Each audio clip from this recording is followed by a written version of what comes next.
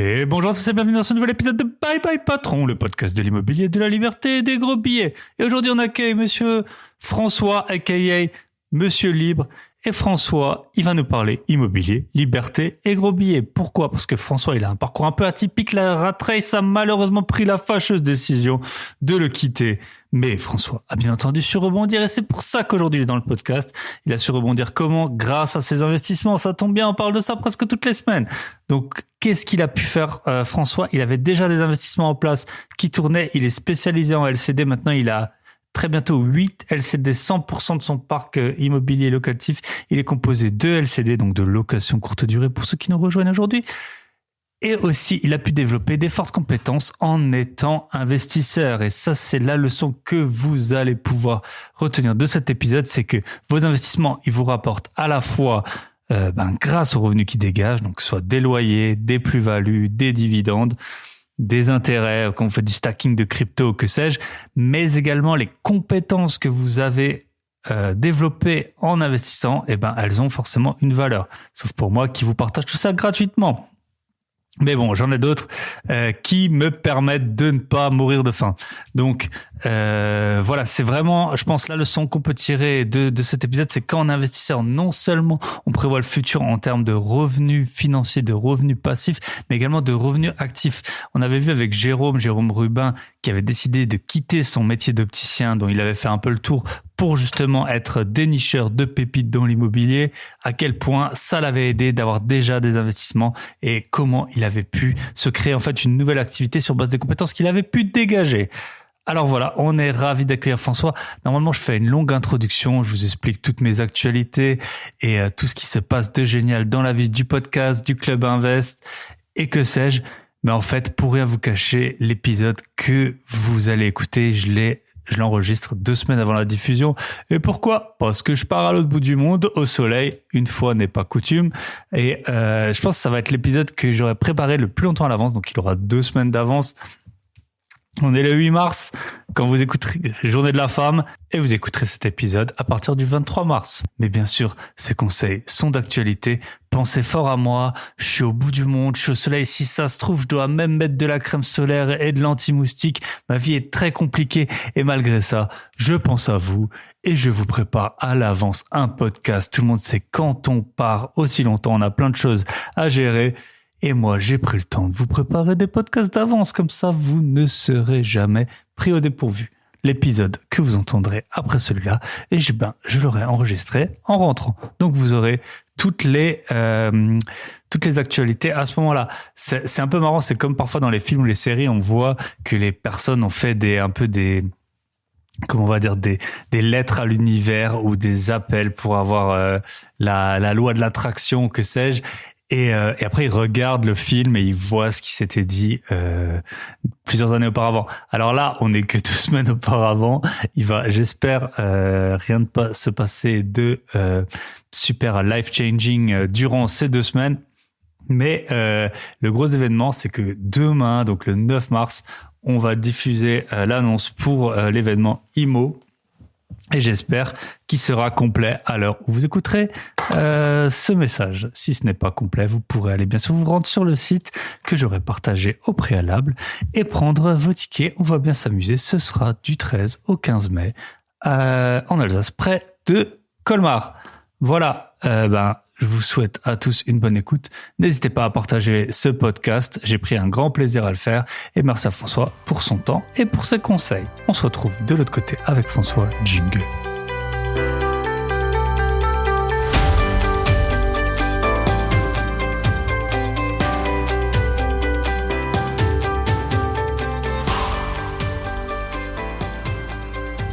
Et bonjour à tous et bienvenue dans ce nouvel épisode de Bye Bye Patron. Et aujourd'hui, on est avec François. Donc François, au final, on a pas mal maintenant de contacts en commun via les réseaux et le Club Invest.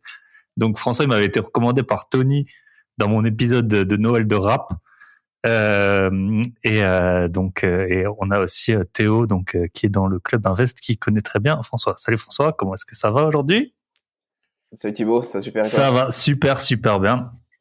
Je suis forcément ravi. À chaque fois que j'enregistre des podcasts, je suis ravi. Et aujourd'hui, particulièrement. Du coup, François, pour pour te présenter, j'aime bien que les invités ils racontent une première expérience professionnelle, voilà, en lien donc avec le Bye Bye Patron, comment ça a été avant, et puis après on verra où t'en es aujourd'hui et qu'est-ce qui a changé depuis lors, quoi. Ça roule. Ben écoute, moi si on compte pas les jobs étudiants et les jobs d'été, j'ai eu qu'une expérience pro, une société dans laquelle je suis resté 7 ans. Je suis arrivé en fait dans le cours de mes études. J'ai fait stage, alternance, et puis après j'avais été pris en CDI. Donc c'était dans une start-up qui s'était bien développée, donc j'avais eu la chance d'être un peu au bon endroit, au bon moment. Après il y a eu quand même pas mal de boulot, mais ça m'a permis de faire pas mal de choses, d'avoir pas mal de responsabilités. Et je fais plus partie de la société aujourd'hui, parce que c'est un peu mal fini. Je me suis fait licencier pour tout dire. Et il y a une procédure en cours, donc je pourrais pas donner de détails, mais voilà. Donc il y a eu des hauts et des bas, mais j'ai un peu tout connu sur cette première expérience. Ça a été le Bye Bye Patron, mais pas dans le sens qui est le plus classique du terme. Ouais. C'est la rat race qui m'a quitté. La rat race qui t'a quitté, c'est la boule du hamster qui s'est décrochée de l'axe. Et est-ce que tu peux nous parler juste parce qu'en fait moi je connais pas très bien le monde des startups dans le sens employé, donc j'ai investi dans des startups, mais est-ce que t'es bien payé? Parce que j'avais l'impression, j'avais eu Delphine Pinon, je sais pas si tu la connais, elle a travaillé dans les startups et je trouvais qu'elle était assez bien payée pour une société qui manque de fonds, tu vois. Enfin, je trouvais ça un peu contre-intuitif. Donc, comment est-ce qu'on est payé dans les startups sur base de ton expérience? Ouais, t'as surtout sur Paris où t'as beaucoup de startups qui font des levées de fonds, mais au final qui ont un produit à la base qui rapporte rien. C'est un peu un pari sur l'avenir. Et c'est vrai qu'ils ont beaucoup de fonds et ça peut amener à des bonnes rémunérations. Nous, c'était pas forcément, enfin moi personnellement, c'était pas forcément le cas au tout départ. Cependant, comme la société s'était bien développée et qu'elle marchait bien, j'ai pu faire évoluer ma rémunération assez rapidement. Mais t'as un peu ce biais-là aussi avec les startups inverses. C'est que y a pas beaucoup de fonds, on te fait un peu croire que t'es dans une famille, etc. On te met la déco qui va bien, le petit baby-foot, et en fait, la rémunération, c'est qu'un truc parmi tout le cadre. Et je pense qu'on oublie un peu qu'on va au travail pour gagner de l'argent, d'abord pour un salaire et pas pour jouer au baby-foot. Voilà, c'est ça.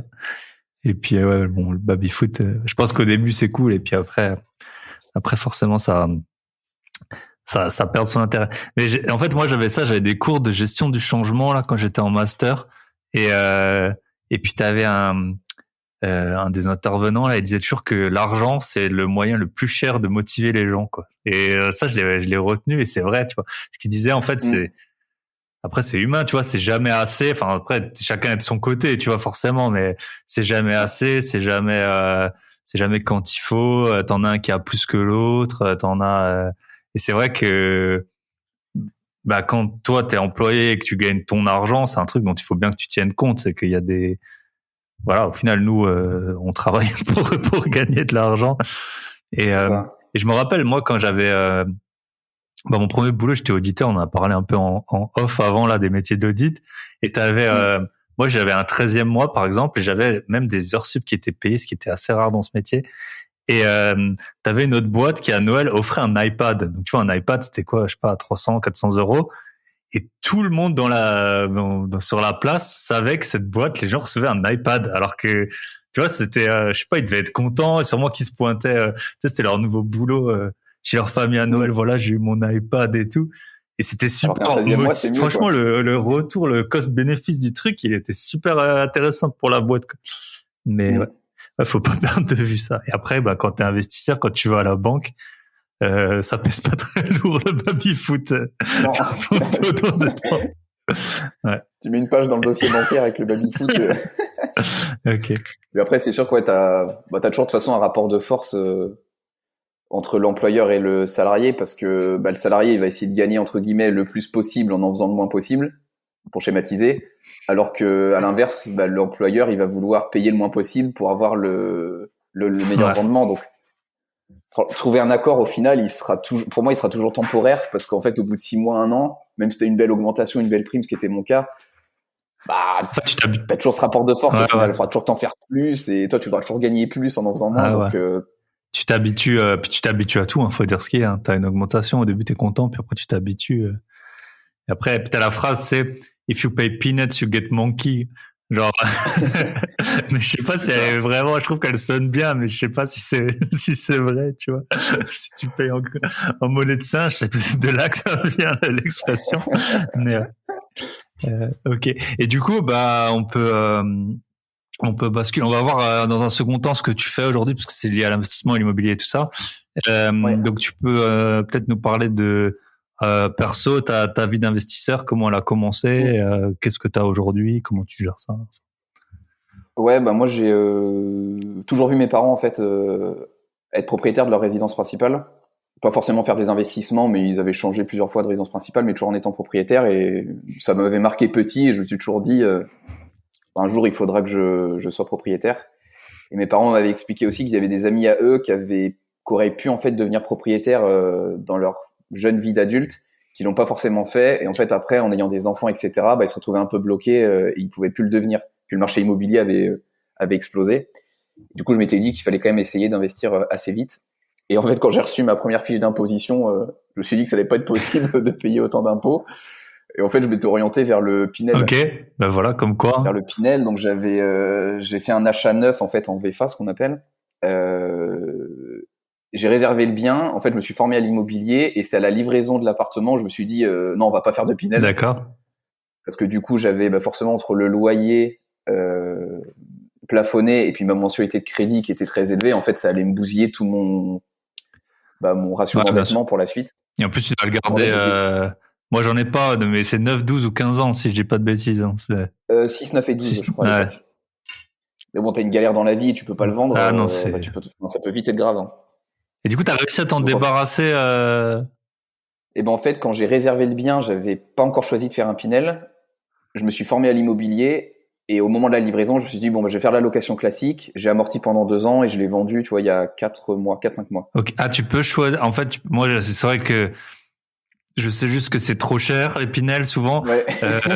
J'ai acheté plusieurs biens, des ex-Pinel. Alors ça, c'est hyper bien de trouver les anciens apparts de défis que t'arrives à les payer beaucoup moins cher que les gens les ont payés, en tout cas dans les villes. Ouais, 50 ou 60% de moins, c'est les soldes. Ouais, c'est vraiment les soldes.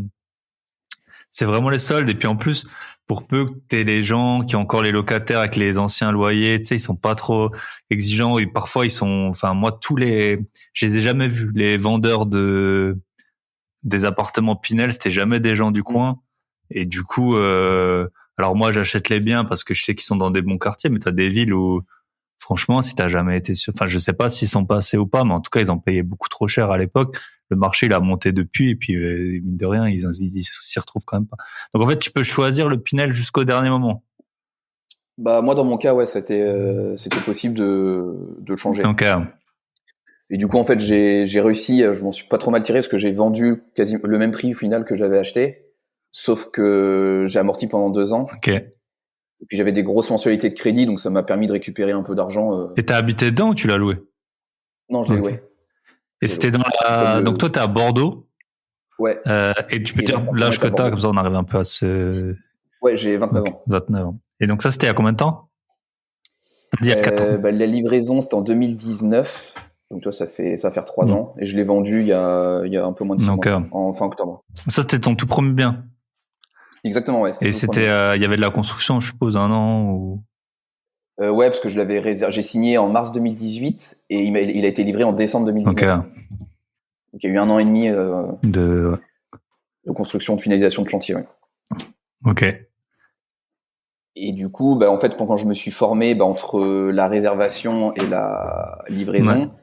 Tu t'es dit putain, qu'est-ce que je suis en train de faire là? Ouais, en fait, j'osais pas trop. Il y avait des vidéos sur YouTube, le Pinel, et j'osais pas les ouvrir parce que je dis putain, j'ai fait une grosse connerie. C'est ça, t'as le biais de confirmation, tu sais. C'est comme, on va pas faire de polémique, mais les vaccins, c'était pour ou contre. Je suppose si tu regardes une vidéo contre les vaccins, après il va te proposer que des vidéos contre les vaccins et dans l'autre sens, c'est pareil. Donc, c'est ça. Donc je voulais rester un peu dans le déni. C'est ça. Mais bon, à un moment, faut se confronter parce que sinon, tu prends une gifle, quoi. Et en fait, j'ai découvert la location de courte durée un peu à ce moment-là. Alors, je l'ai découvert. En fait, je le pratiquais à la fois titre perso quand je partais à l'étranger. Ok. J'ai pas mal voyagé. Maintenant, avec les compagnies low cost, en fait, on peut quand même aller dans les capitales européennes pour pas trop cher.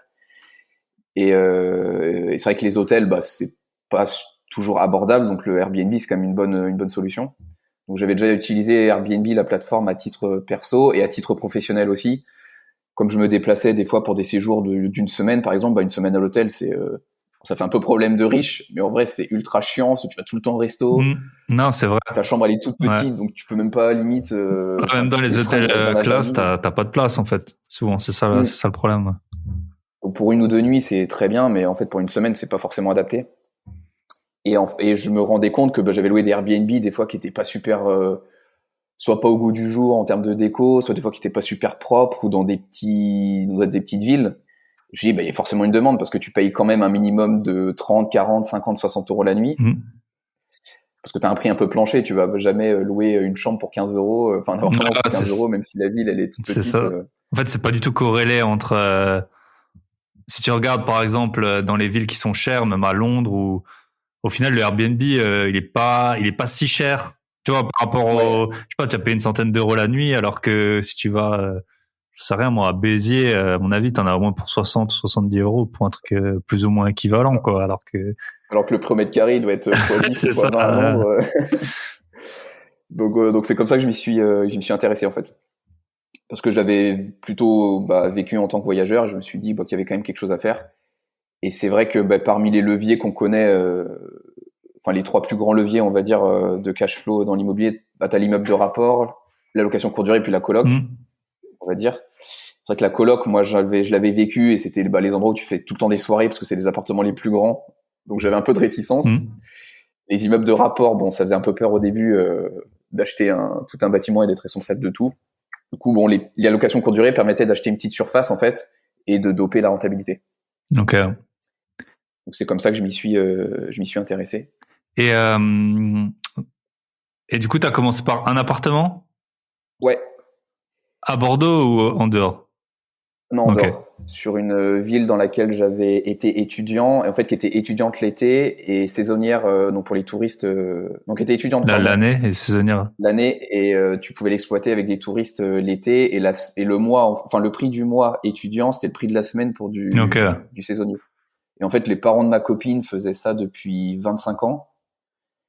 Moi, je l'avais vécu en tant qu'étudiant, parce qu'on se faisait sortir en fait de l'appart après le mois de mai ou le mois de juin, parce qu'ils voulaient le récupérer. Et en fait, mon bien allait s'autofinancer parce que c'était une ville quand même qui était très chère parce que j'étais à 5 000 euros du mètre carré. Mais le bien s'autofinançait si je faisais 9 mois étudiant, 3 mois de saisonnier. Du coup, j'y suis allé et comme le saisonnier marchait super bien, je me suis dit je vais essayer la première année de faire 12 mois en Airbnb. Et en fait, ça a cartonné la première année.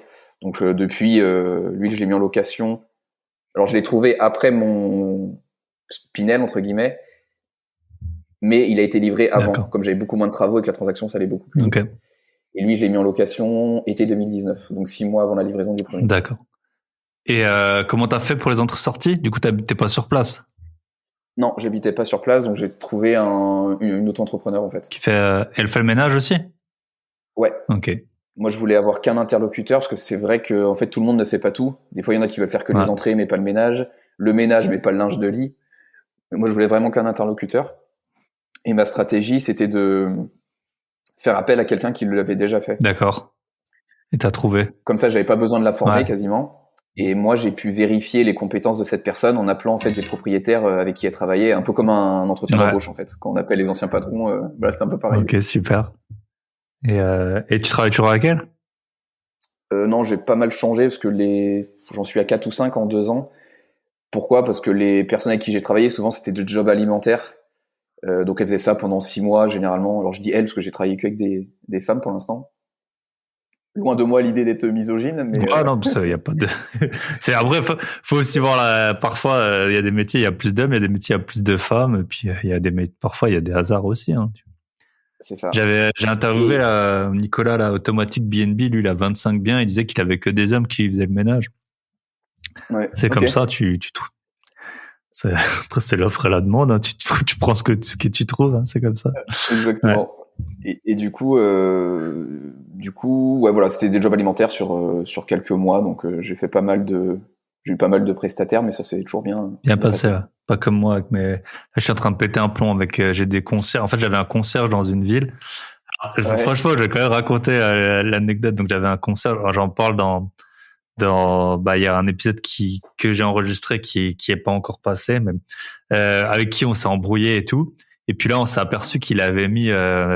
Donc moi, j'ai récupéré mes clés, c'est réglé, mais en fait, je suis dans un groupe WhatsApp où tout le monde a un peu vraiment une dent contre lui, même plus que ça. Et tout à l'heure, là, on vient d'avoir un vocal d'un gars du groupe, et c'était punaise, on a chopé les prostituées dans. Ouais, il disait pas le mot prostituée en plus, sans doute. Dans l'appart, là, il y a les flics qui sont venus, c'est la descente, on cherche les traces à perquise et tout. C'était comme dans un film d'action, quoi. Et donc ça, c'était... Et pour dire, lui, c'était le meilleur concierge qu'on ait eu. Parce que les suivants, ils sont encore pires. Alors, ils sont beaucoup moins magouillards, mais ils sont beaucoup plus nuls pour nous remplir les apparts. Parce que si tu laisses la gestion commerciale En fait, ouais, moi, je suis pas du tout sur place. À la base, je voulais tout déléguer. C'est vrai que quand j'avais l'autre, là, il était pas si cher. Il coûtait 15%, plus le ménage. Okay. Il faisait tout. Donc, quand ça se passait bien, on était contents, tu vois. Puis nous, on est en train d'acheter les apparts. On essaie d'en acheter le plus possible, entre guillemets, qui sont rentables. Donc, on essaie de se concentrer là-dessus plutôt qu'optimiser pour l'instant. Même si ce serait bien de tout faire en même temps, on n'arrive pas forcément à tout faire. Mais là, j'ai vraiment une équipe de bras cassés, quoi. Là, ils sont 3. Il y en a un, nous, on les a en Alsace, les biens. Il y en a un, il est à Montpellier, censé gérer les annonces. C'est horrible. L'autre, il est je sais pas où, il est censé gérer la femme de ménage, il fait que dalle. Puis voilà, enfin, ils sont nuls. C'est comme ça. Ouais, parce que moi, j'ai gardé la gestion commerciale, en fait, et la personne avec laquelle je travaille fait les entrées, le ménage et le linge, et l'achat de consommables aussi. Mais c'est vrai que le gestionnaire, c'est l'élément clé, parce que s'il est très bon, ça va très bien se passer. Et s'il est moins bon, c'est la catastrophe. Et là, c'est la cata. Mais je pense que à terme, on va faire comme toi. On trouve quelqu'un qui fait les entrées-sorties ménage, et puis nous, on va gérer les annonces. On peut gérer ça, à mon avis. Ça prend forcément du temps, mais quand tu vois la différence entre... C'est toujours pareil, quand t'as pas d'argent, là, le skin in the game, c'est ça. Quand t'as pas d'argent dans le truc, tu le fais moins bien. C'est ça. Mais j'ai une petite anecdote sur... tu parlais de prostituées. C'est vrai que on n'en parle pas beaucoup, mais c'est quand même assez courant dans la location de courte durée. Et il y avait l'été dernier, il y a une fille, ou il y a 2 ans, il y a une prostituée qui a réservé. Et en fait, elle a envoyé par erreur ses tarifs à ma gestionnaire. Et du coup, ma gestionnaire, elle a demandé, qu'est-ce qui se passe? Et en fait, la prostituée, elle a annulé direct, du coup. Et en fait, comme j'étais en condition, c'était un délai tout court et j'étais en condition d'annulation stricte, en fait, la nuit, elle m'a été payée à 100%. Voilà. Je pense qu'elle voulait pas avoir de problème. Tu m'étonnes. La nana, mais... Punaise. Elle a envoyé ses tarifs, c'était un film, quoi. Mais là, je peux raconter, genre, dans le groupe WhatsApp, du coup, t'as tout le monde là qui est, bon, nous, on est sorti du truc, on a sûrement perdu de l'argent parce qu'ils louaient sans nous le dire. Mais, du coup, l'autre soir, là, j'étais au resto, il y a plein de monde autour, et puis je vois qu'il y a plein de messages dans le groupe. J'ouvre et d'un coup, en fait, il y en a un, il avait pris un print screen de l'annonce de la prostituée, tu vois. Donc la nana peu vêtue comme ça. Et moi, je sais pas, tu sais, c'est les téléphones, on est tout le temps dessus. En fait, c'était flou, tu vois. Je clique dessus, ça charge la truc, ça l'ouvre en grand. Franchement, autour de moi, il y avait plein de gens, tu vois. Et ils ont dû se dire, mais qu'est-ce qu'il est en train de foutre, Et bon. Voilà les joies de la location courte durée. C'est ça. Okay. Et du coup, donc là, c'était ton premier LCD. Et maintenant, après, donc franchement, t'allais assez vite depuis 2019. Ouais. Et là, maintenant, t'en as combien?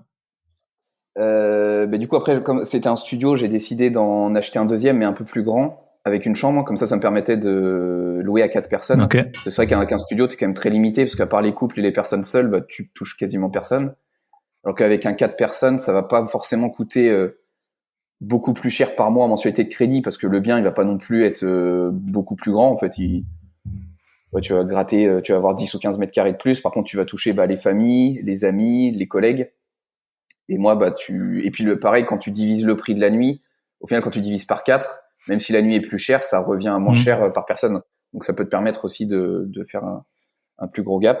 Donc j'ai acheté un deuxième dans la même ville, mais comme la ville était trop chère, j'ai pas pu trop continuer dans cette ville, donc je me suis allé dans une plus petite et j'ai décidé de passer à la vitesse supérieure, en fait, en achetant un petit immeuble de 3 lots, ce qui me faisait passer à 5 LCD du coup. Ok. Et cet immeuble vient juste d'être fini en travaux. Donc là, t'as pas encore commencé l'exploitation. Donc là, en fait, sur les 3, Il y en a 2 qui sont exploités et je récupère le dernier normalement semaine prochaine. Il me restera à le meubler, donc je serai à 5 d'ici 10 jours. Ok.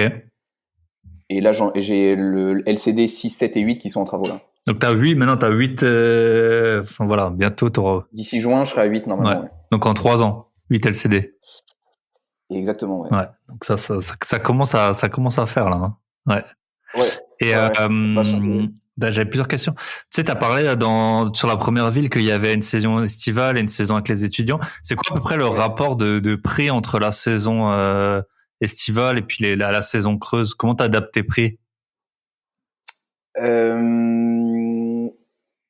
moi, j'utilise un logiciel qui le calcule pour moi. Qui s'appelle Price Labs. D'accord. C'est des gestionnaires de prix en fait en fonction de l'offre et la demande. Ils ont des algorithmes. Et puis ils connaissent les événements, je pense, les concerts, les trucs comme ça. Enfin. Ouais, exactement. Ouais. Exactement. Et puis des fois, quand on n'est plus un peu trop à l'école, même les vacances scolaires, on oublie un peu quand c'est. Ouais. C'est clair. Réservations. Ouais. Et en fait, ils calculent vraiment tout. Même le week-end, ça va être plus cher, etc. Donc on peut mettre pas mal de paramètres. Et du coup, moi, je l'ai tout automatisé. Alors certes, ça me coûte à peu près 15 ou 20 euros par appartement. Donc par mois, multiplié par le nombre d'appartements, ça peut faire un budget, mais au final, je sais que je vais gagner, même des fois en une nuit, il va être largement remboursé. Okay. En fait. Et du coup, j'utilise ce logiciel pour adapter les prix, calculer. Et le rapport, ça va être,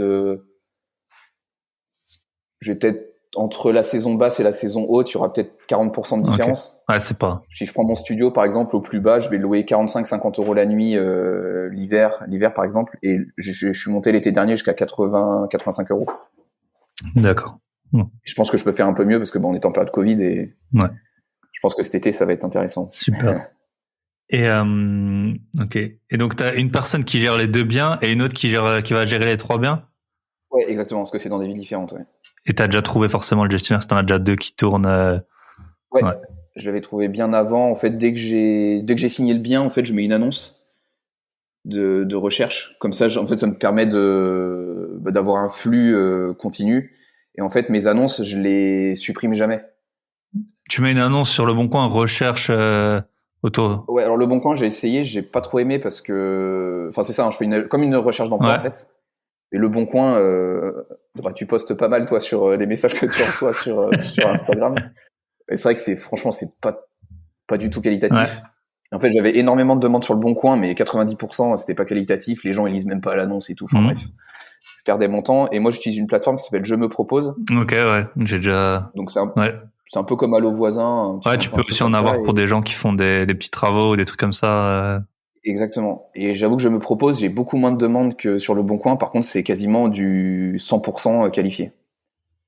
Trop bien. Et en fait, comme je laisse toujours l'annonce tourner, en fait, j'ai toujours des demandes. Tu vois, j'ai 2-3 demandes par mois et ça me permet, le jour où j'ai du turnover, en fait, j'ai un stock de personnes à appeler et ça me permet d'enchaîner assez vite, en fait. Ouais, très bonne stratégie. Est-ce que sur Le Bon Coin, tu peux pas faire ça si tu dois gérer les gens. Et ok. Et tu peux donc les 2 biens que t'as, ils sautent. Je suppose vu que les prix ils sont chers, tu dégages pas trop d'argent avec. Alors, si je faisais étudiant et saisonnier, là j'étais à l'autofinancement et là j'arrive à dégager sur le studio, je suis à peu près à 300 net de cash flow. Et sur celui qui est plus grand, je fais entre 600 et 800. Mais c'est un peu dur à dire parce que comme le premier a été lancé 6 mois avant le Covid et le deuxième a été lancé en juillet 2020 en plein Covid, en fait, je pense qu'en rythme de croisière, j'aimerais bien que les deux génèrent entre 750 et 1000 cumulés, ce serait vraiment chouette. Ok. Et là, sur l'autre projet, tu t'es censé avoir, en tout cas, au moins un pourcentage beaucoup plus de. Ouais, parce que là, alors, il y a beaucoup de charges, mais en mensualité, je suis à 700 sur l'immeuble et je prévisionne de générer 3000 euros de chiffre d'affaires. Et de sortir en net entre 1000 et 1500, parce que bon, forcément, il y a beaucoup de charges avec beaucoup de ménages, etc. Mais... Ah, super. Ça fait quand même, voilà, au final, en 3 ans, alors bon, enfin, chacun voit midi à sa porte, mais ça fait presque un salaire de, 1800 euros que tu sors avec 3 ans d'investissement et sans les 3. Et ça fait quand même, et tu les avais avec ta compagne ou tout seul? Tout seul pour les 5 premiers là, ceux qui sont quasiment tous loués, que j'ai acheté en nom propre. Et le dernier, l'immeuble dont les travaux ont commencé, je l'ai acheté en SCI. Donc le premier immeuble avait 3 appartements, le deuxième a aussi 3 appartements. Et là, par contre, le problème, c'est quand je me suis fait licencier, en fait, j'étais en train d'acheter ma RP avec ma copine, donc ça s'est tombé à l'eau. Parce que forcément, licencié, plus de bulletin de salaire, donc plus finançable. Et j'avais créé ma SCI avec ma copine pour acheter le deuxième immeuble, sauf que pareil, je me suis fait licencier, donc le taux d'endettement de la SCI était très mauvais, parce qu'en fait, sur la SCI, ils prennent le taux d'endettement personnel.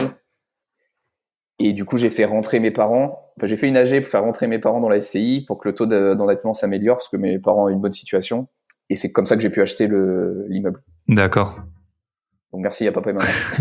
Après, chacun prend les avantages qu'il a. Tu sais, on est dans un monde, t'as l'impression, de toute façon, les gens critiquent toujours tout. T'as des gens, ils sont bons pour faire des travaux. T'en as qui ont du réseau. T'en as qui ont de l'argent d'avance. L'important, c'est de maximiser, d'optimiser un peu ce qu'on a, tu vois. C'est ça. Mais t'auras toujours des gens, lui, il avait ça, lui, il avait ça, lui, il avait ça. Et, on fait rien, hein. Ouais. Il y aura toujours quelqu'un qui aura plus. Ah ouais, c'est ça. T'auras toujours plus riche que toi dans la vie, ça, c'est sûr. Et, non, voilà, c'est une bonne idée, en tout cas, pour les gens qui ont atteint peut-être le niveau d'endettement, parce que tes parents, tu les as pour la vie, les potes, tu sais jamais, mais tes parents, normalement, ils vont pas te répudier, dessus. C'est pas prévu en tout cas. Surtout si tu leur dois de l'argent. Ok, donc ça, franchement, super parcours. Et t'as fait des travaux dans les deux immeubles?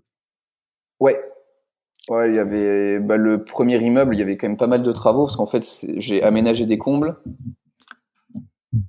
pour faire le troisième appartement. Ouais, vas-y, je t'écoute. Ouais, et en fait, il y avait un local commercial en bas qui était relié au premier étage. Donc en fait, au rez-de-chaussée, j'ai dû changer de local commercial en appartement. Changement de destination ou d'usage C'est ça. Ouais. Au premier étage, rénover l'appartement, sauf qu'en fait, comme c'était les commerçants qui habitaient en haut, il n'y avait pas de partie commune, donc obligé de créer des parties communes, plus aménager les communes. Ah, ça faisait un sacré chantier.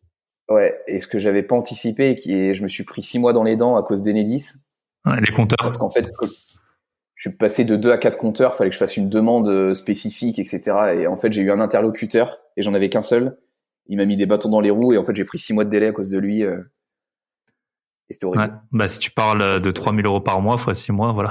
Tu sais combien il t'a coûté. Ouais, franchement, c'est horrible. Ouais. Et je me souviens, c'était à l'époque où j'avais perdu mon emploi, donc j'avais un peu de temps, mais pendant l'été, quasiment pendant 30 jours, j'ai appelé Standard matin et après-midi. Ouais, putain.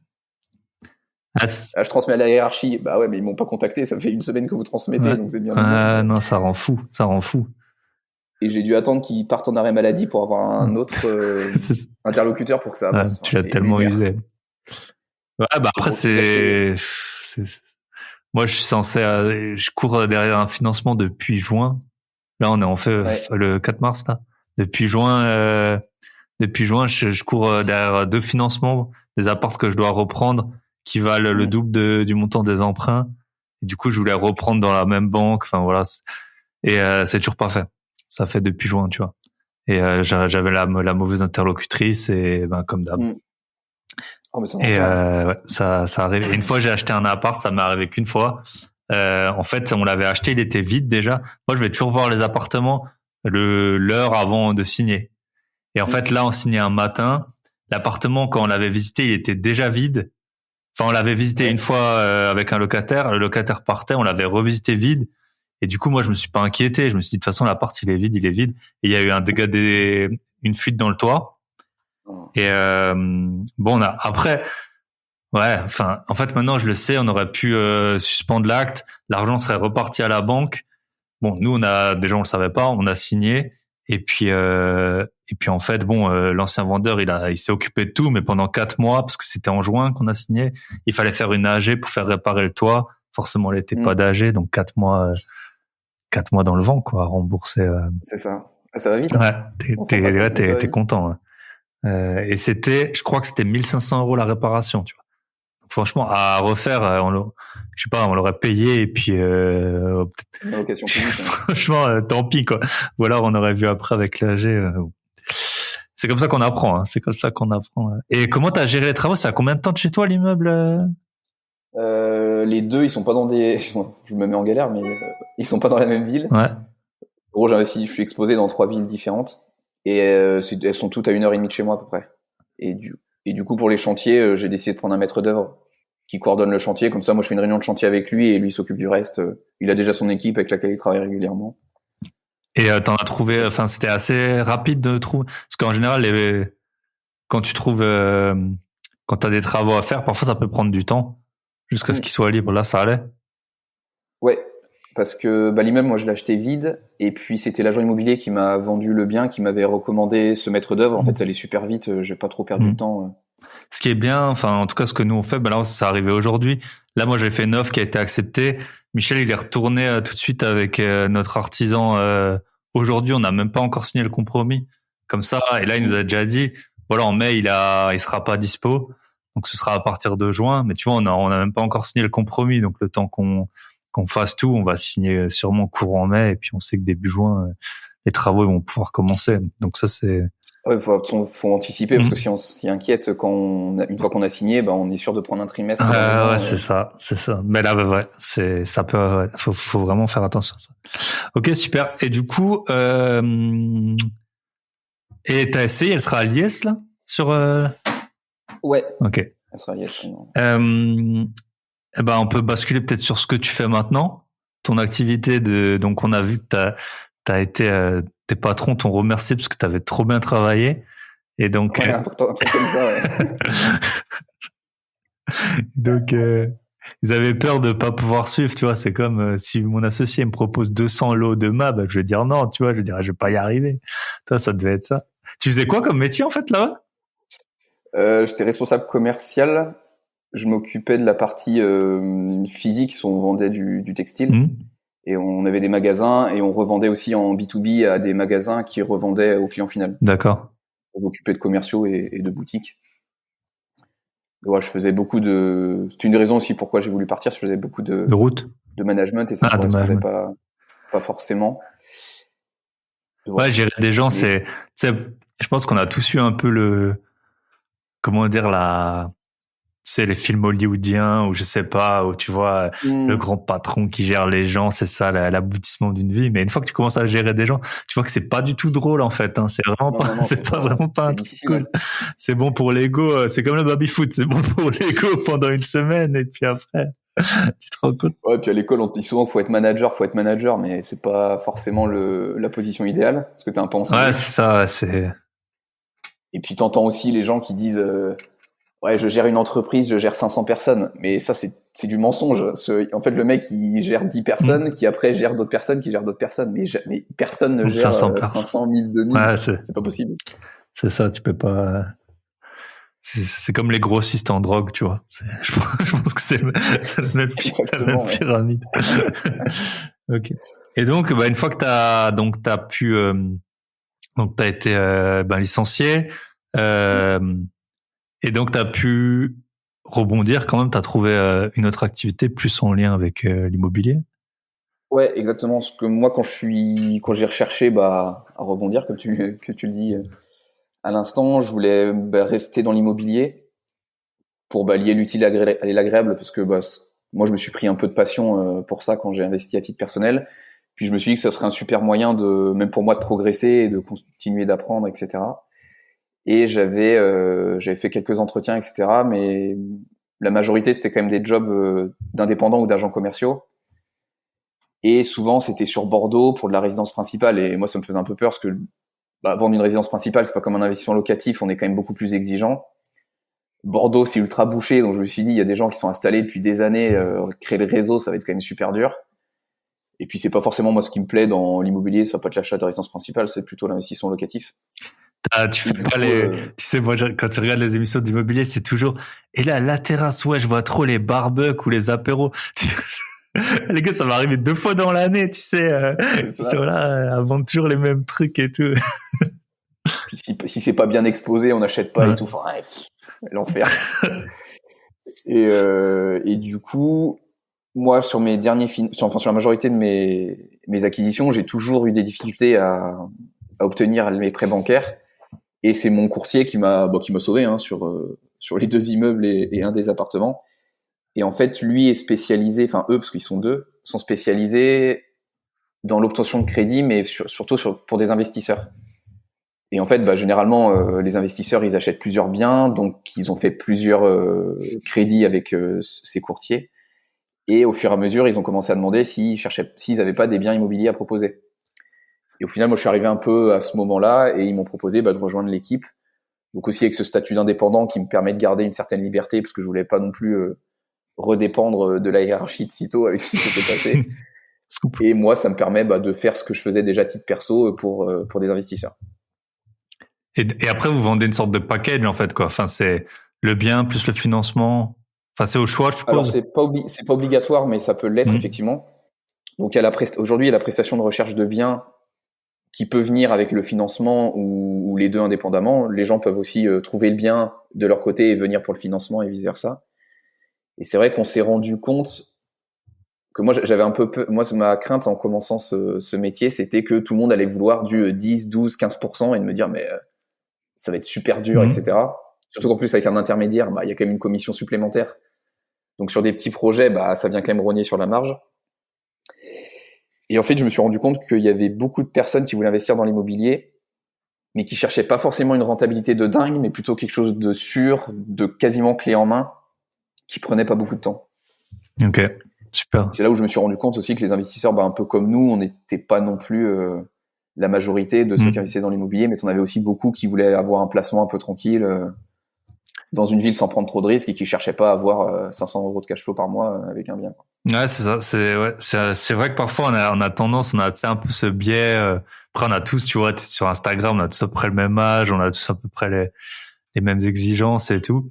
Et puis et moi, ça m'est arrivé il y a pas longtemps. J'ai visité un bien c'était 93 000 €, je crois. Et il a été loué 600 hors charge. Donc la rente, ça allait, mais c'était pas incroyable. Et en fait, je savais que ça se louait un peu plus que ça, mais du coup, j'ai un tout petit peu hésité. Mais il était déjà loué depuis 7 ans et tout ça. Donc les gens, je me suis dit, ils vont rester. Ça m'a fait un peu, voilà, il en manquait un peu pour moi. Et en fait, après, j'ai appelé l'agent le lendemain. Et puis il m'a dit, il y a des gens, ils ont acheté le bien cash, tu vois, enfin, tu vois, c'était complètement, pour nous, une stratégie complètement inenvisageable d'acheter un bien cash déjà loué avec un truc. Ils ont dit oui, c'est des personnes un peu âgées, ils veulent ça pour leur retraite. Après, ils ont dû se dire ouais, on a 100 000 balles de côté, on veut rentrer 600. Enfin, t'as beaucoup de gens qui ont un peu du mal entre les gros montants et les montants par mois. Tu vois, à faire le distinguo. Ils ont dû se dire voilà, c'est pas mal, c'est loué. Et puis toi, tu peux pas. Après, d'un côté, on peut pas. Enfin. Chacun a ses armes, tu peux pas lutter contre ça, entre guillemets, t'es bloqué. Et c'est pour ça qu'il y a aussi beaucoup de sociétés qui proposent du clé en main et qui se développent depuis quelques années. Puis même le crowdfunding immobilier, je pense que c'est aussi un peu un moyen aussi pour les gens d'investir dans l'immobilier sans se prendre trop la tête à faire les recherches, etc. Après, ça peut, t'as du bon et du moins bon, moi, par exemple, tu vois, j'ai pas d'immeuble. C'est un peu un choix, puis un peu aussi que vu que je cherche pas à en avoir, j'en trouve pas. C'est un peu. Mais alors après, ça dépend des zones et tout. Moi, dans les zones où j'investis, les immeubles coûtent plus cher par appart que les apparts seuls. Donc, genre un appart, ça coûte 100 000. Un immeuble de 4 apparts, ça coûte 500 000. C'est comme ça, c'est pas les mêmes acheteurs. J'ai fait un mème là cette semaine sur les investisseurs parisiens. Tu sais, pour nous c'est un synonyme de pigeon, tu vois. Enfin, je pense que eux, on vous embrasse les Parisiens, mais chez nous, tu vois, c'est comme quand tu vas à Paris, on te dit ouais, j'ai vendu un japonais. Tu sais, le gars qui te le pack dans la rue, ouais, ça, je l'ai vendu 40 € à un japonais, il y a 10 secondes. Nous, tu vois, dire investisseur parisien, ça veut dire, ouais, il y a un gars, je vais pouvoir lui vendre n'importe quoi à n'importe quel prix. Mais en tout cas, ouais, exactement. En tout cas, je vois, ce qu'il y a, c'est que je pense, faut quand même, à mon avis, garder en tête que quand t'achètes un bien qui a peu de renta, il a quand même de la valeur si tu l'as bien acheté. Et après, tu le revendras quand même avec cette valeur. Et si tu vas trouver un immeuble à 12% de renta, 15% de renta, tu vas pas demain le vendre à 6% de renta, tu vois. Enfin, je veux dire, si tu vas payer 300 000, si sur le marché, même s'il est 2 fois plus rentable que le reste, qu'un appart tout seul, tu vas pas le vendre le double. Enfin, je pense qu'il y a un peu faut garder ça en tête. Et beaucoup de gens, ils veulent des biens qualitatifs. T'as aussi plein de personnes qui ont du cash, hein, tu t'en rends pas compte, mais Enfin, C'est sûr. Hein. Il y en a qui savent pas quoi faire de leur ouais, c'est argent. ça. Donc si je sais pas, si t'as 100 000 euros de côté, que tu fais des emprunts qui te coûtent 500, que tu loues 500, donc nous c'est des rentas sur lesquels on va pas en général, mais Mm. jusqu'à bouffer les 100 000 de côté, tu vois, ça va leur durer des années, et puis le bien il sera remboursé et tout ça. Donc C'est c'est chaque ça. fois un peu, ça dépend de ton profil, quoi. Quand t'as 30 ans, t'agis pas comme quand t'as 60. 40, 50, 60. Ouais. Okay. Et du coup, c'est à peu près quoi donc les gens à qui tu trouves des biens, c'est pour faire du meublé, de la LCD, du nu, qu'est-ce que tu trouves Alors, comme bien?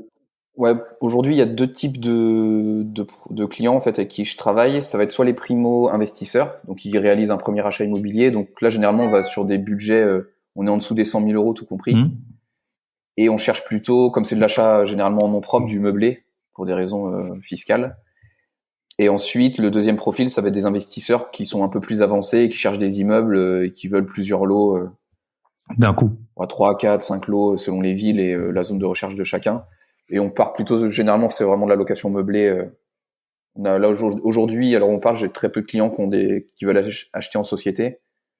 Donc ça va fiscalement, faire du nu, à moins qu'il y ait énormément de travaux, c'est rarement la bonne option. Donc c'est sur du meublé. Ouais. Et c'est vrai que ça coupe de pas mal quand même de biens, parce qu'il y a énormément de biens qui sont loués en nu. Ouais. Et eux, en fait, je fais quasiment une croix dessus systématiquement. Ouais, c'est ça. Et nous, tu vois, quand le bien dont je te parlais là, l'Ibo 600, ça va, il y a personne qui va, enfin, il doit pas y avoir 10 000 personnes qui courent dessus. Nous, on a acheté en société. Et puis en fait, puis à mon avis, les gens se sont même pas posé la question, tu vois. Après, c'est après quoi. Moi, je parlais avec un gars là, en fait, il habite à l'étranger. Et puis il s'est rendu compte, il a juste un bien, tu vois, c'est pas du tout son activité. En fait, il s'est rendu compte qu'il était imposé 2 fois. Il louait un bien en nu, peu rentable. Il gagne très bien sa vie, donc à mon avis, il est à la tranche au moins 40%, je pense. Plus les prestations sociales. Et en fait, il le remet dans sa déclat à l'étranger. Donc ça se trouve, en fait, il paye en impôts ce que touche en loyer. Si tu veux, il gagne tellement, il s'est pas rendu compte. Mais il me dit, ouais, je crois quand même que, je dis, mais punaise, mais vends-le ce truc, il n'apporte rien. Et... c'est des bons problèmes, hein, si tu te rends pas compte que tu payes 100% d'impôts sur ton loyer. T'as réussi ta vie, là. Ouais. Et ouais, du coup, t'as des, pour le meublé, vous allez jusqu'à quelle surface? Parce que moi, par exemple, j'ai un T3 en meublé, mais je sais que c'est à peu près la limite, je pense. Ouais, même T3. Ouais. Et encore, j'ai mis un genre de bureau, salle à manger. En fait, je le loue que à des personnes seules ou à deux, quoi. Non, c'est plutôt sur des petites surfaces, T1, T2, beaucoup. T3, ça devient... Ouais, il y a beaucoup moins de monde. La coloc, t'as des cassos. Ça arrive aussi. Enfin, ok. Puis, faut pas sous-estimer, mais le mobilier, ça a quand même un certain coût. À fond. Et du temps. C'est vrai que meubler un T3, T4, ça coûte quand même un certain billet. Et ça prend du temps. Je sais pas, vous, du coup, vous faites les travaux, qu'est-ce que vous faites, en fait? Pour l'instant, c'est pas compris dans la prestation, mais c'est vrai qu'on a pas mal de demandes, et puis, dans la société, on a investi aussi, chacun de notre côté. Donc, on a des contacts avec différents artisans. C'est vrai, qu'à terme, on sait que si demain on peut vendre des prestations supplémentaires, du type sur peut-être de la gestion de chantier ou j'ai pas trop maîtrisé, mais même de la déco. Non, mais c'est vrai que ça a son importance. Et les meubles, moi j'en ai trop marre des meubles. Hein. Franchement, il y a, j'essaye des apparts meublés. J'en ai encore quelques-uns, mais je m'en rappelle en juillet avoir monté des meubles à 23h, avoir la sueur là qui tombe du nez, t'en peux plus. Et puis le lendemain t'as les visites, tu sais. En général, moi je chine le vendredi et puis le samedi je fais les visites, tu sais. Et puis entre les deux à monter les meubles en speed. Puis le lundi tu vas à la déchetterie, t'as la voiture elle est pleine et tout. Enfin. Et puis les notices elles sont pas toujours ouais. bien expliquées. Enfin c'est pas pour faire de la pub pour Ikea, mais Ikea je trouve que c'est pas trop mal. Mais quand tu vas chez les autres magasins de meubles, mais c'est l'enfer. C'est horrible. Les vis, elles rentrent pas dans les trous. Si tu sais pas bricoler, Mais c'est clair. Tu vois, souvent les canapés, je les achète d'occasion. Non seulement c'est moins cher, mais au moins, j'essaie de prendre des trucs qui sont bien. Mais au moins, il est déjà monté le truc, quoi. Franchement, tu gagnes un temps fou. Une fois, j'en ai acheté un. Le mec, il habitait dans la rue de l'appart, tu vois. Du coup, je lui dis, ouais, mais je suis tout seul. On l'a porté comme ça dans la rue. Et puis, il me l'a aidé à me le mettre dans mon appart. Ah non, les meubles, c'est un vrai. Et puis, c'est un coup quand les gens, ils sortent, t'as forcément. Là, ça m'est arrivé il y a 2-3 semaines. J'ai fait une sortie. Tu sais, t'as la vaisselle. Bah, forcément, il en manquait. Les draps, les coussins. Le gars était là depuis 3 ans. En fait, tu peux tout balancer. Enfin, tu peux les changer, les gens. Voilà, tu peux pas. C'est pour ça aussi qu'il faut des apports rentables, parce que sinon, voilà, c'était limite, et que après tu dois ressortir 500 € à chaque fois que t'as une entrée-sortie, ça va vite, quoi. C'est clair. Ok. Et les financements, vous pouvez avoir quoi comme, enfin, tu sais, on se pose un peu la question. Je crois que maintenant les courtiers, si je dis pas de bêtises, les banques peuvent plus les rémunérer, non? Il y a un truc comme ça. Ouais, alors, ouais, en fait, c'est un peu la particularité des collègues avec lesquels je travaille. En fait, ça dépend comment tu travailles avec les banques. Mais là, dans notre société, on passe pas par les prescriptions. Et en fait, les prescriptions, c'est quand tu as des accords nationaux, si je dis pas de bêtises, avec les banques, et qui là, elles peuvent te rémunérer. Donc en fait, le courtier va être rémunéré 2 fois, une fois par le client et une fois par la banque. Et là, c'est pas le cas sur ce que nous on fait. Enfin, moi, je dis nous pour la société, moi, je fais pas de courtage, mais ils vont directement pas passer par, on va dire le siège de la banque, mais agence par agence en fait. Comme si toi, tu te demandes en fait. C'est ça. Et en fait, là, du coup, la banque ne va pas les rémunérer et ils vont se rémunérer avec une commission que l'investisseur va payer. Et l'adage un peu, c'est vaut mieux être un gros client d'une petite banque que le petit client d'une grosse banque. Et en fait, la stratégie, c'est d'aller comme ça dans des banques de plus petites villes en fait qui ont de la bande passante. Et en fait, ça leur permet de passer plusieurs dossiers dans la même semaine. Et en fait, ça va super vite. Je prends même mon exemple personnel sur la SCI. L'accord, je l'ai eu en 1 semaine. Ok. Et l'offre de prêt? J'ai pas eu. Après, il fallait éditer les offres, etc. Mais l'accord, je l'ai eu. Elle me l'a sorti en moins d'1 semaine. Et c'est quand même assez rare. Bah, bien sûr, ça. Et du coup, ça veut dire que t'as envoyé qu'une fois les documents? Non. Ouais. Non. Parce que la banque a été réactive, mais il faut savoir que j'avais galéré avec une autre banque avant. Et je crois que le dossier, on l'a mis à jour 3 fois. Sauf qu'on était 4 dans la SCI, donc ça veut dire tout fois 4 en fait. Les bulletins de salaire, les relevés de compte, etc. C'était horrible. Ouais. Bah moi en fait là mon emprunt qui tourne depuis juin, j'avais tout donné. Et puis début d'automne, j'ai touché de l'argent, j'avais vendu un appartement, j'ai balancé plein de trucs sur plein de plateformes de crypto, sur les trucs, plein de trucs foireux quoi. La banque elle me dit, pouvez-vous nous renvoyer les extraits bancaires? Franchement, j'ai vu les trucs, c'était des milliers d'euros qui partaient dans tous les sens, des trucs à Chypre, en Lituanie, en Estonie et tout. Je sais pas, ils ont pas tiqué, je pense principalement ils regardent quand même le solde à la fin parce qu'ils passent dedans. En fait, c'était, je pense, en 5 ans, la pire période pour me demander des trucs, quoi. Il manquait juste les sites de Paris, tu vois, et c'est bon, j'étais cramé. Et le casino, un samedi à 2h du matin. Voilà, c'est ça. Et, ok. Et combien ça coûte quand on passe par vous, du coup? Sur la prestation de chasseur de biens, c'est 5% TTC du montant du bien. Et sur le courtage, c'est 2% du montant du bien. Du montant du prêt. 2% du montant du prêt. Ouais. Okay. Et qu'on essaye même pas qu'on essaye, mais qu'on amortit en fait dans la négociation. Donc sur 100 000, 2000 quoi. Sur le taux, etc. Enfin pour que le client s'y retrouve au bout du compte. Mais au final, le crédit, on va pas le garder 20 ans. Donc en fait, la prestation, si elle est inclue dans le crédit, en fait, on paye jamais vraiment tous les honoraires. Ouais. Enfin, tu les débourses pas, en tout cas, ouais, c'est sûr, en une fois, et puis tu les récupères quand tu revends, etc. Ouais, je vois bien. Exactement. Ouais. Et si les biens que tu trouves, c'est via des agents, ou comment tu fais, en fait? Les deux, ça peut être les deux. Okay. Ouais. Soit via des agents, soit en direct, qui est toujours le mieux. Hein. Enfin, pour toi, réseau, ouais, du coup. Ok. Ah, bah, cool. Et les rentas que tu arrives à obtenir sur du meublé, enfin, c'est de quel ordre à peu près? Renta, nous, on se met une limite à pas être en dessous des 8% brut. Ok. Et après, c'est vrai que j'aime bien croiser renta et cash flow parce que on peut avoir une bonne rentabilité sur le papier, mais si, par exemple, dans une copro, tu as des charges énormes, en fait, le cash flow, il va pas être génial. Alors par exemple sur une maison où il n'y a pas du tout de charge de copro, une moins bonne renta sur le papier peut dégager un meilleur cash flow. Donc on essaye de croiser les deux, mais on essaie toujours d'avoir du cash flow positif à minimum. Ouais, c'est ça, il faut bien s'en rendre compte et il faut aussi s'en rendre compte sur les biens pas chers. Moi, c'était mon tout premier épisode de podcast. Là, j'ai un bien que j'ai payé 23 000 euros. Alors, si tu regardes à un moment, j'ai fait même de la LCD. D'ailleurs, je suis avec les concierges là en carton là dont je parlais.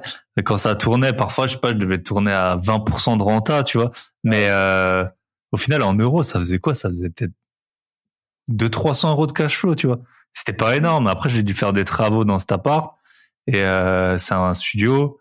Voilà, une cuisine. Au final, ça coûte le même prix que ce soit un studio ou quoi. Et en fait, les chiffres de renta, ils veulent rien dire, tu vois. Et à côté de ça, j'ai un appart qu'on a payé. On a payé quoi? On a payé 98 000. On le loue 750 sans les charges, tu vois. Et en fait, en renta, t'es pas genre au 10% ou quoi, mais tous les mois, t'as quand même ça te rembourse déjà 500 euros d'emprunt. Et puis après, ce qui te reste, voilà, parce que l'autre, je rembourse même pas 100 euros par mois. Donc au final, je capitalise jamais, tu vois, sur ce bien, quoi. Ouais, parce qu'on parle beaucoup, c'est vrai, de cash flow, et je trouve que t'es un peu un peu d'accord avec cette vision-là, c'est que t'as l'amortissement qui est, au final, c'est la plus grosse part du gâteau, donc. Ouais, c'est ça, t'as l'amortissement et puis la prise de valeur. Si l'immo il prend 20% sur mon appart à 23 000, ça va me faire quoi? Je vais même pas m'embêter à le vendre, tu vois. Je veux dire, je vais prendre 4-5 000 euros. Après, donc ouais, c'est les biens pas chers, c'est là où il y a de la renta, mais c'est pas, après, c'est un équilibre et c'est aussi je pense à différentes phases de ton investissement. Au début, je pense qu'il faut vraiment quand même essayer de trouver des biens assez rentables. Et puis après, pour enchaîner. Au bout d'un moment, ton patrimoine, il mature, je sais pas comment on dit. Et puis, ok. Et ok. Et du coup, les projets pour la suite, toi, tu vas déjà, je pense, finir tes trois appartements en LCD.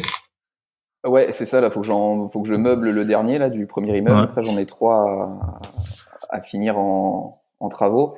Et en fait, mes premiers biens avaient été achetés en nom propre et je suis en train de les apporter dans une société. Et donc fiscal, pour que ça va changer un peu mon exposition fiscale. Pourquoi je fais ça? Pour plusieurs raisons. Mais une des raisons principales, c'est qu'en fait, je suis en train de passer LMP. Et si on passe LMP, on peut avoir le chômage qui saute, les allocations. Ah, parce que là, du coup, vu que tu es indépendant, tu te payes pas, je suppose. Exactement. Pour l'instant, je me paye pas. Donc, je vis avec le chômage, hein, grosso modo. Et en passant LMP, ça peut être sucré, donc ça change quand même un peu la donne. Et c'est vrai que la société permet quand même de passer pas mal de frais dessus, etc. Donc il y a quand même pas mal d'avantages. Et à voir si je peux pas réemprunter aussi avec la société plus rapidement que si j'achetais en nom propre, parce que le calcul du taux d'endettement n'est pas forcément le même. Il n'y a pas forcément de calcul d'endettement d'ailleurs à affiner, mais moi c'est ça, sur les SCI, on m'a jamais parlé de taux d'endettement, hein. Vraiment. On m'a parlé par contre d'exposition en euros, tu vois, sur ta tête. Ça, je sais que voilà, à partir de quelques centaines de milliers d'euros, au bout d'un moment, l'agence, elle est un peu voilà, elle sait que il y a du risque. Elle sait qu'il y a du risque. C'est pour ça, ne mettez pas sur Facebook vos soirées déjantées. Ouais. Mais non, ouais, c'est vrai que les SCI, on m'a jamais parlé de taux d'endettement. Et puis j'avais interviewé un banquier là, Christophe. Il m'avait effectivement dit, en tout cas, que les recommandations là du HCSF, dont les prêts DPE, tu vois, en fait, dans l'IMO, t'as des thèmes comme ça, tu vois. Là, en ce moment, tout le monde, c'est les DPE. Là, j'ai mis un appart en vente. En fait, je sais pas si je vais le garder ou le vendre. Je l'ai mis en vente pour un peu tester. Et tout le monde, DPE. Tous les gens, ils me demandent ça. C'est plus important que l'adresse, t'as l'impression. Et j'ai sorti j'ai une chaîne YouTube là depuis quelques semaines et la vidéo que j'ai sortie hier, c'était sur les DPE aussi. Ouais. Et j'ai fait des petites recherches et en fait, je suis pas du tout d'accord avec la réforme. Et comme quoi, en fait, déjà ils avaient repoussé les dates durant lesquelles on pouvait plus louer les passoires énergétiques, donc F et G. Et en fait, en me renseignant, il faut savoir qu'en France, il y a 4 millions de personnes qui sont considérées comme mal logées. Ok. Soit qui sont SDF, soit qui sont dans des logements insalubres, etc. Et les logements F et G, aujourd'hui, c'est 5 millions de logements. Sauf que 5 millions de logements, ça se trouve, ça touche 10 millions de personnes parce que bien sur sûr. les familles, etc., ils sont plusieurs par logement. Donc, ce qui veut dire que si la réforme, elle est appliquée telle quelle, demain, tu passes peut-être de 4 à 10, voire 15 millions de Français mal logés. Pour moi, ça me semble totalement possible. Il y a plein de trucs qui vont pas. Nous, moi, je suis dans l'Est, il y a eu beaucoup de reconstruction dans les années 60, 70 et tout. Et j'ai vu un article. Alors, je sais pas si c'est vrai, j'ai pas tout creusé, mais j'ai vu sur un site qui avait l'air sérieux, je sais plus lequel, qu'on avait 60%, moi, presque tous les biens que je visite, il y a au moins du E. On a genre 60% du parc qui est quasiment E, F ou G. Alors des G, il y en a pas trop, mais des E, des F, il y en a tout le temps. Dans la même copro, j'ai déjà eu du D, du F dans la même copro. Et puis une fois, moi, j'écoute pas mal d'émissions scientifiques, là, la méthode scientifique, que je vous recommande comme podcast. Et ils avaient interviewé un gars, et en plus, c'était un peu quelqu'un qui s'occupait de la rénovation énergétique, qui avait une sorte de gros assaut, ou je sais pas quoi, en France. Il expliquait que le pays qui respectait le mieux les normes de rénovation et tout, c'était les Allemands, et qu'ils arrivaient à rénover sur un objectif de 1 million de logements par an, 60 000. Donc 6% de l'objectif, et c'était les meilleurs en Europe. Et ils disaient que nous, on était de l'ordre de 30 000, qu'il faudrait, en fait, pour les objectifs, je sais plus, 2050, il y a peut-être 20 millions de logements en France. Donc, tu vois, ça fait à peu près 700, 800 000 en France, et qu'on était à 30 000 ou 40 000. Et déjà là, t'arrives pas à avoir un artisan pour te changer un placard. Ah oui, mais c'est moi, je suis, mais après, c'est vrai que ça nous impacte vraiment. Quand tu veux vendre un bien, c'est vraiment un truc qui est pénalisant à fond. Et puis t'as plein d'apparts, il y a pas de solution. Moi, il y a pas de solution. Tu peux donner 20 000 euros, tu n'arriveras pas à faire, je sais pas, t'as des apparts en pierre de taille et tout, ils vont pas faire d'isolation extérieure. Tu peux pas mettre, là, bon, c'est pas drôle, mais nous, ils ont fermé les centrales. C'est la guerre en Russie, enfin, Russie-Ukraine. Et à un moment, les gars, va falloir choisir sur quel son combat, le combat. Mais bon, on verra bien. En tout cas, moi, c'est vrai que les biens que j'ai j'en ai en E, j'en ai même en F. Bon, j'ai pas de G. Enfin, j'ai souvent des EF, je sais pas, c'est pas des... Et tu vois, c'est tout bête. Là, mon appart, il est EF, il est F dans les émissions. Si vraiment on m'embête trop demain, je vais faire quoi? Je vais mettre des radiateurs électriques, quoi. C'est tout bête, mais ouais, super les gars, là. Super l'écologie, quoi. J'ai des radiateurs qui fonctionnent. J'ai changé la chaudière il y a 2 ans dans cet appart. Puis je dois remettre des radiateurs électriques. Ouais, c'est toujours nous qui trinquons alors que... On va aller faire des JO sur de la neige artificielle ouais, c'est ça. Et une coupe de monde de foot. Au Qatar, climatisé. Mais ce sera l'hiver, ça va, ce sera l'hiver. Puis j'ai vu que, je crois que c'était quoi, la compagnie Lufthansa qui annonçait qu'elle allait faire voler 18 000 avions vides juste pour garder les lignes. Et toi, tu dois trier tes déchets et mettre des radiateurs. Ouais, c'est bon, les gars. Ah, il y a un moment, il faut. Ouais. Ouais, c'est ça, j'ai entendu, justement, dans une émission scientifique, alors après, on va arrêter de la psychologie de comptoir, mais que les déchets des ménages en France, ça représentait en poids 7% des déchets totaux du pays. Et qu'un des plus gros déchets, c'est la construction, justement, que c'est genre 30 ou 40% du poids. Donc, ouais, on va rénover en cassant des trucs. Enfin, bref. Ouais, c'est une galère.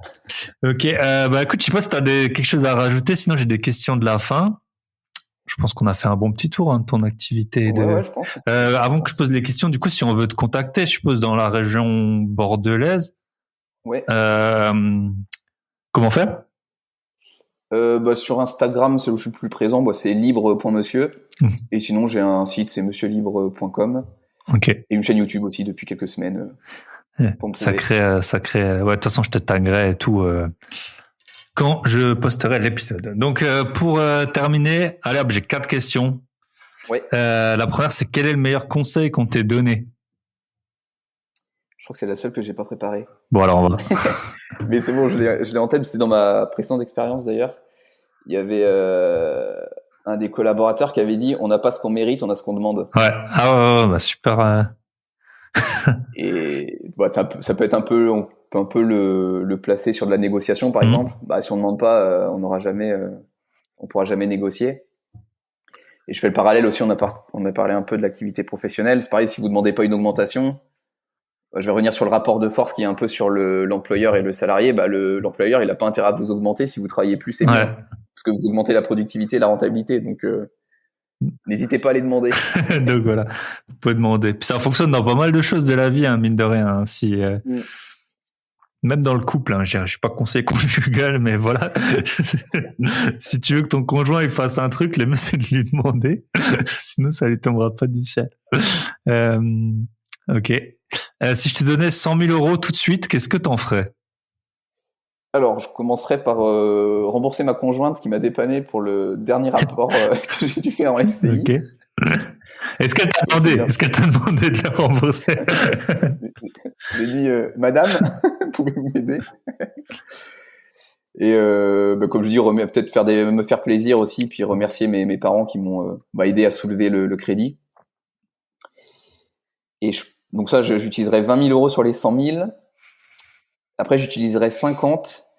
Soit, alors je connais pas trop les manières de lever de l'argent en société commerciale parce que je l'ai pas encore, mais peut-être à intégrer dans la société pour l'utiliser en tant que levier pour faire un plus gros projet immobilier, peut-être à hauteur de 500 ou 600 000, qui me permettrait de faire un bon gros immeuble et vraiment faire que de la location courte durée, pour vraiment avoir assez pour que moi je puisse, ma copine puisse arrêter de bosser par exemple et qu'on se concentre là-dessus.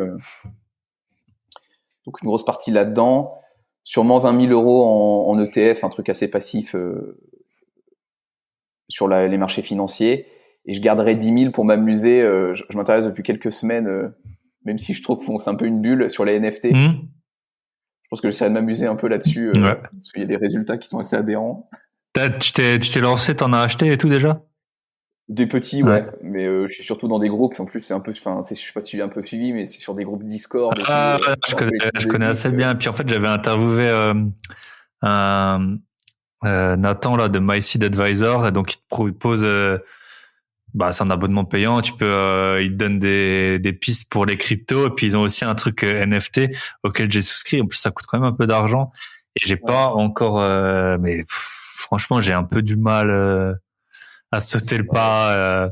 En plus, tu vois, t'en as en gros que tu payes en Solana et t'en as que tu payes en Ether. Plus ou moins, ceux en Solana, ils ont tendance à pas trop performer, qui sont payables, en gros.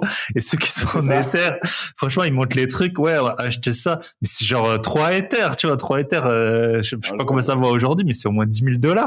Et, putain, tu vois le truc, tu te dis, après, il dit, ouais, j'ai revendu 6 Ether.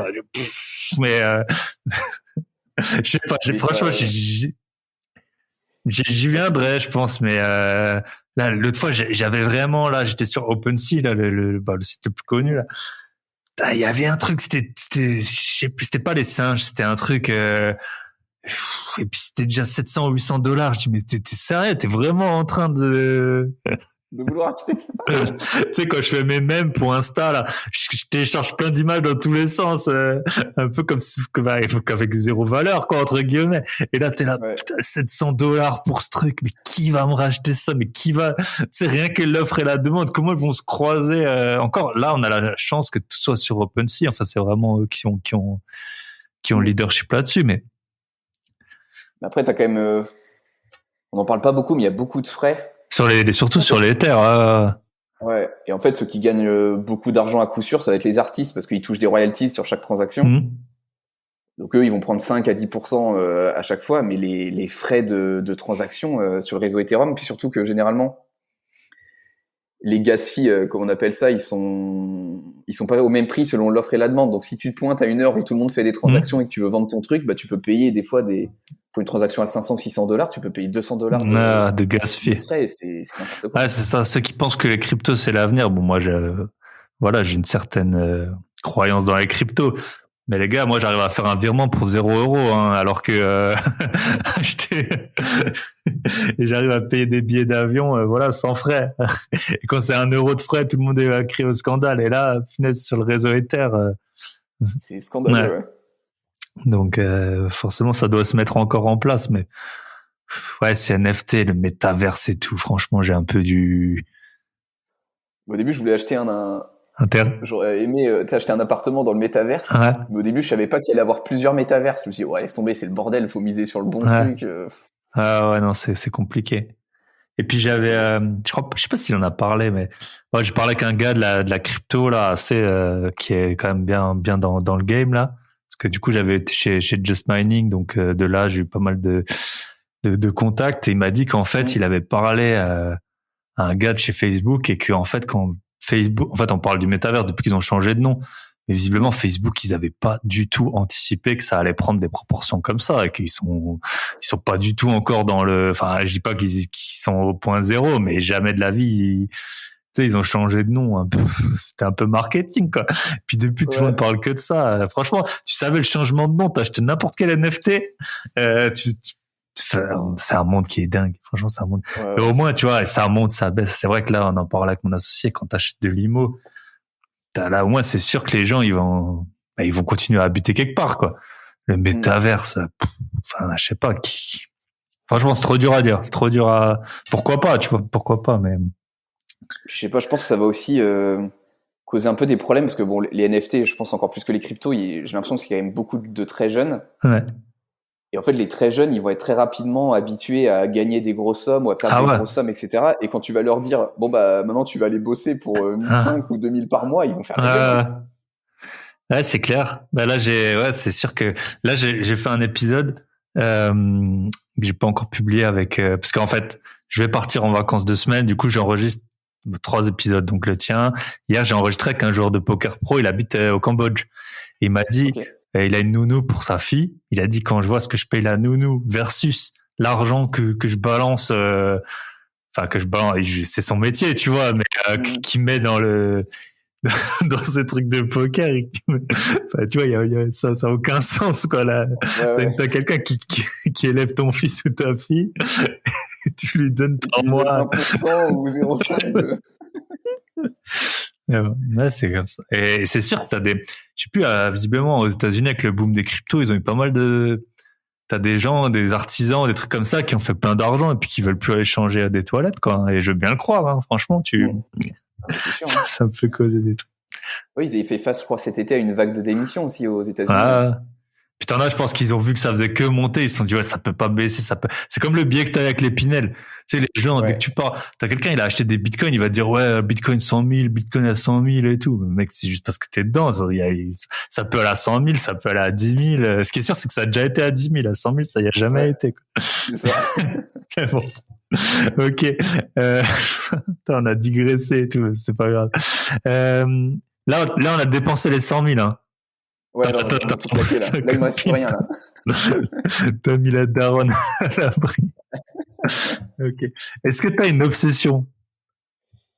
Ouais, depuis quelques temps, parce qu'on approche de la trentaine, hein, on commence à réfléchir différemment. Mais c'est de pas...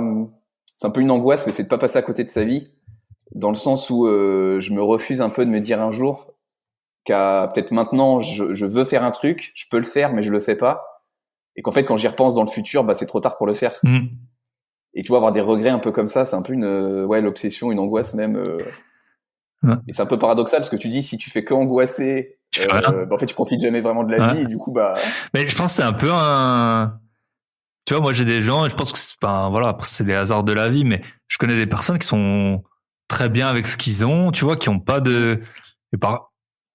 je suis pas jaloux, mais tu vois, parfois je vois ils ont vraiment une quiétude, et quand je les fréquente, ça me fait du bien, parce que moi, j'avoue que j'ai un peu du mal à être dans le présent, tu vois. Là, c'est tout bête. Je te dis, je pars 2 semaines en vacances, je suis en train d'enregistrer les 3 podcasts parce que je veux qu'ils sortent.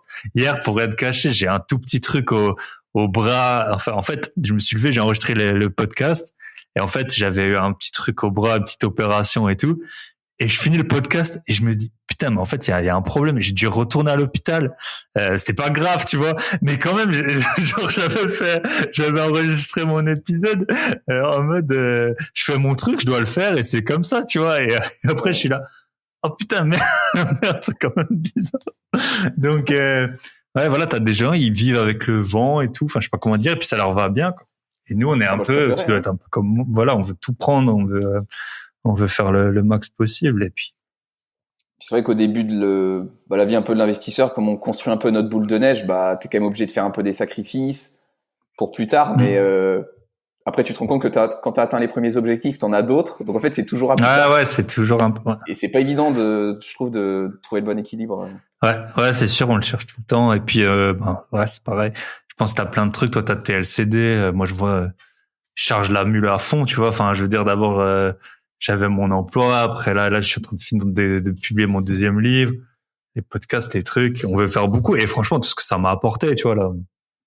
J'ai rencontré plein de gens. Bah, là, on parle et tout. Si j'avais pas, hier, tu sais, j'avais le joueur de poker du Cambodge. Le truc, c'est quand même un peu improbable, tu vois. Ça va jamais arriver. Ouais. Donc, et je suis trop reconnaissant et trop content d'avoir tout ça. Mais après, c'est sûr que parfois, il faut se poser. Puis avec les téléphones, tu vois, je te parlais du concierge fou, là. J'étais dans un groupe, je sais pas si tu vois, là, j'ai 40 notifs, genre, pendant qu'on enregistre. Je sais pas ce qui leur est arrivé, mais bon.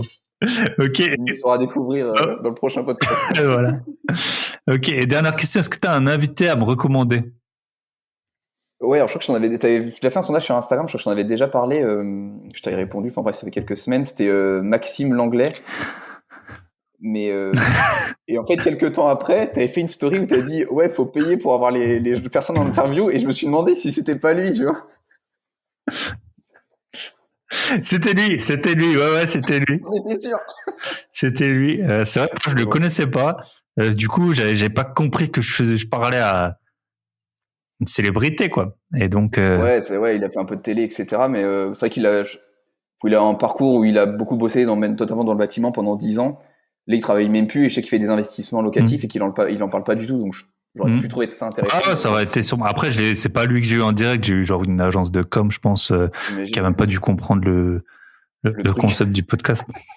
Ça, t'avais pas de bougie à vendre ou j'avais pas de ficti ou de trucs, des trucs pour abdos là. Ouais. Non, j'ai pas passé assez de temps sur Wish et AliExpress pour trouver le produit. Enfin. Dommage. Ouais. Bon, sinon, j'avais pensé à une deuxième personne. C'était mon collègue là, Lucas, qui est courtier. Ouais. Alors, je crois que t'as déjà interviewé des banquiers. Ouais, courtier, je serais super intéressé. Ouais. Parce que comme c'est pas tout à fait le même métier. Et puis, comme je disais tout à l'heure, en fait, ils travaillent pas directement avec les gros sièges ou les prescriptions, comme on appelle ça. Et surtout de banque en direct, en fait, pour avoir une relation un peu plus humaine, et puis ça permet d'avoir des offres plus rapides et de construire la relation dans le temps, parce que vaut mieux, je vais le répéter, mais être un gros client d'une petite banque qu'un petit client. Ah ouais, non, mais ça c'est vrai, et c'est partout. Enfin, dans la vie, c'est souvent comme ça. Hein. Si tu regardes, ouais, ok. Bah écoute, super, tu pourras me laisser ses coordonnées, et puis je ferai un épisode avec lui. Je pense que c'est super intéressant, parce qu'au final, le financement, c'est le nerf de la guerre. Hein, faut le dire. Moi je le dis toujours. Ouais. Faut le dire ce qui est, parce qu'au final, en gros, on achète de l'argent à 1%. Donc à la limite, tu te dis, si tu avais un financement illimité, tous les biens IMO à 3-4%, ils seraient rentables, quoi. Si tu pouvais faire du in fine et puis payer que les intérêts et tout le temps te financer, ça dans un monde parfait, ça fonctionnerait. Je pense que ça ferait un peu du mal au marché immobilier, ça ferait une bonne petite bulle, quoi. Mais ouais. Ok. Parce que trouver des biens, c'est pas forcément le plus facile, mais ça se trouve. Mais alors le financement, c'est sûr que comme tu dis, c'est le nerf de la guerre, parce que t'as beau avoir le meilleur bien, le plus rentable du monde, si la banque ne te suit pas. Ah ouais, c'est ça. T'es auto-entrepreneur, t'as trouvé un bien à 20%.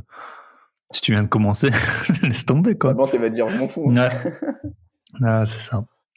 Ok, super. Je pense qu'on a fait un bon tour, là. 1h13. François, j'étais super content de t'avoir sur le podcast.